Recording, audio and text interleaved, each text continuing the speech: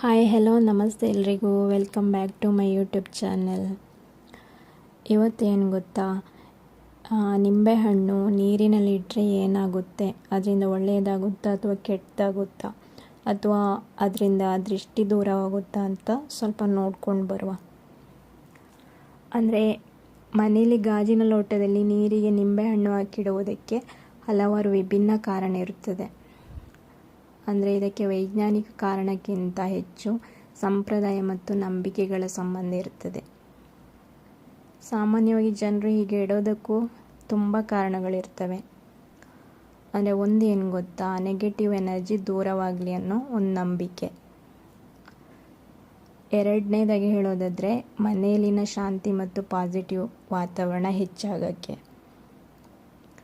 ಮೂರನೇದಾಗಿ ಕೆಲವರು ಇದನ್ನು ದೃಷ್ಟಿ ತಾಗಬಾರ್ದು ಅಂತ ಬಳಸ್ತಾರೆ. ನಿಂಬೆಹಣ್ಣು ಮತ್ತು ನೀರು ಗಾಳಿಯನ್ನು ಸ್ವಲ್ಪ ತಾಜಾ ಇಡೋಕ್ಕೆ ಹೆಲ್ಪ್ ಮಾಡುತ್ತೆ.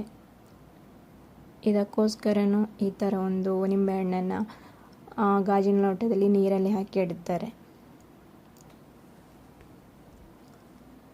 ಅಂದರೆ ಇದರಿಂದ ಒಳ್ಳೆಯ ಅಂಶಗಳು ಅಂದರೆ, ಒಂದು ಪಾಸಿಟಿವ್ ಫೀಲಿಂಗ್ ಬರುತ್ತದೆ, ಅಂದರೆ ಮನಸ್ಸಿಗೆ ಹಗುರವಾದ ಅನುಭವವನ್ನು ಕೊಡುತ್ತದೆ. ಎರಡನೇದಾಗಿ ಮನೆಯ ವಾತಾವರಣ ಫ್ರೆಶ್ ಆಗಿರುತ್ತದೆ. ಅಂದರೆ ನಿಂಬೆ ಸುವಾಸನೆ ಸ್ವಲ್ಪ ತಾಜಾತನ ಕೊಡುತ್ತೆ ಅಂತ. ಇನ್ನೊಂದು ಹೇಳೋದಾದರೆ ದೃಷ್ಟಿ ದೂರವಾಗಲಿ ಅಂತ ಒಂದು ನಂಬಿಕೆ. ಇದನ್ನು ಹಲವಾರು ಜನರು ಯೂಸ್ ಮಾಡ್ತಾರೆ ದೃಷ್ಟಿಗೋಸ್ಕರ ಅಂತ. ಅಂದರೆ ಕೆಲವರು ಮನೆ ಮುಂದೆ ಕಟ್ಟಿ ಇಡ್ತಾರೆ. ಇನ್ನೊಂದು ಹೇಳೋದಾದರೆ ಮನಃಶಾಂತಿ ಹೆಚ್ಚುತ್ತದೆ ಅಂತ. ಅಂದರೆ ಮನೆ ಕೂಡ ಸ್ವಚ್ಛವಾಗಿ ಇರ್ತದೆ, ನೋಡಿದಾಗ ಮನಸ್ಸಿಗೂ ಚೆನ್ನಾಗಿ ಕಾಣ್ತದೆ ಅಂತ. ಇನ್ನು ಕೆಲವರಂದರೆ ಇದರ ಸ್ಮೆಲ್ಲಿಗೆ ಸಣ್ಣ ಪುಟ್ಟ ಕೀಟಗಳು ಬರೋದಿಲ್ಲ ಅಂತ ಆ ಥರ ಯೂಸ್ ಮಾಡ್ತಾರೆ. ಅದರ ಸ್ಮೆಲ್ ಕೀಟಗಳಿಗೆ, ಕೆಲವು ಕೀಟಗಳಿಗೆ ನಿಂಬೆಯ ಸ್ಮೆಲ್ ಇದು ಕೇಳೋಕ್ಕಾಗಲ್ಲ. ಸೊ ಆ ಥರನೂ ಯೂಸ್ ಮಾಡ್ತಾರೆ.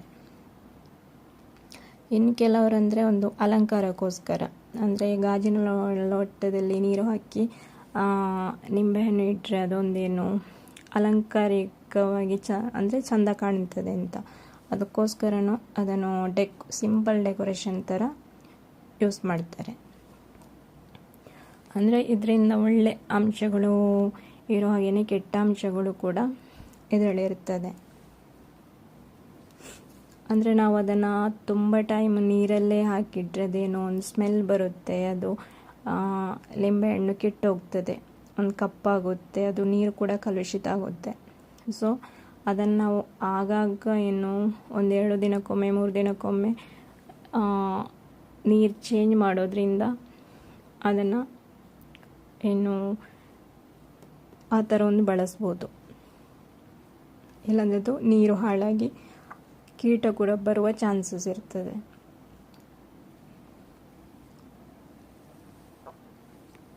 ಸೊ ಅದಕ್ಕೋಸ್ಕರ ನೀರನ್ನು ಆಗಾಗ ಬದಲಾಯಿಸೋದು ಒಳ್ಳೆಯದು.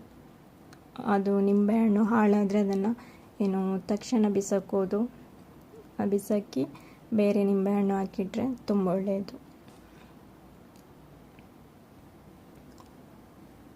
ಸೊ ನನ್ನ ಈ ಚಿಕ್ಕ ಲಾಗ್ ವಿಡಿಯೋ ನೋಡಿದ್ದಕ್ಕೋಸ್ಕರ ಎಲ್ಲರಿಗೂ ಥ್ಯಾಂಕ್ ಯು ಸೋ ಮಚ್.